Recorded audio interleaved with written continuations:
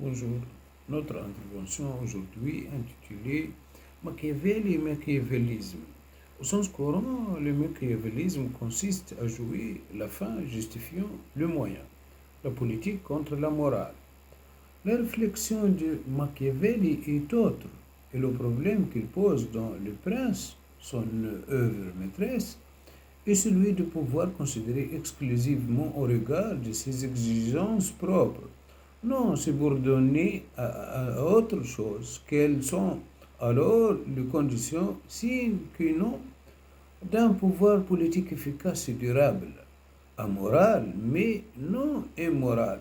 Sa pertinence est de se conformer à la vérité effective de la chose, non aux imaginations qu'on s'est fait. Premièrement, la fortune et le talent, la maîtrise des événements.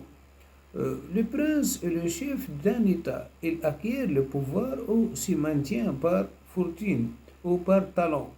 Plus la fortune favorise le pouvoir du prince, moins il a besoin pour se maintenir du talent. Mais plus il a du talent, moins il est soumis aux défaveurs de la fortune. Il est donc plus certain de s'appuyer sur le talent que sur la fortune, même si la fortune doit fournir son occasion au talent. La fortune ne se réduit pas au hasard. Il y a un ordre de choses. Il y a, comme une physique de la politique, un jeu de force que l'expérience enseigne. La précocité du discernement prévient la plupart des revers de fortune, et dès que chacun le voit, il est trop tard. Les événements de la fortune sont presque nécessaires. Le talent consiste à maîtriser la fortune. Donc cela est possible. Elle est comme un fleuve. Il faut avoir à la fois savoir en détourner le cours férié lorsqu'il déchaîne, étant préparé le digue tant qu'il est paisible. Deuxièmement, l'exercice du pouvoir, puisque la fortune recouvre surtout les aléas du peuple, celui que le prince doit avant tout prévoir et maîtriser. Cependant, le pouvoir ne consiste pas en une maîtrise autoritaire et totale, mais plutôt une fine et souple maîtrise que l'on trouve dans la connaissance de ce que l'on gouverne. Le prince doit avant tout maîtriser le temps et savoir ni temporisateur ni impétueux saisir l'occasion propice. Le but premier du pouvoir est par essence de se conserver perpétuellement, car y avoir un terme sera de l'impuissance. Seul celui qui l'exerce bien y trouve puissance, sûreté, honneur et succès. Le succès est atteint lorsque le pays est unifié, réduit au paix et fidélité. Le pouvoir n'est pas durable s'il consiste à opprimer le peuple pour en tirer avantage. Sa propre conservation exige sa modération. Le vrai pouvoir du prince est de ne jamais s'obstiner dans une attitude, mais toujours d'adopter celle qui convient au visage présent de la fortune. Le prince ne doit pas laisser gouverner son caractère, mais doit d'abord se gouverner lui-même.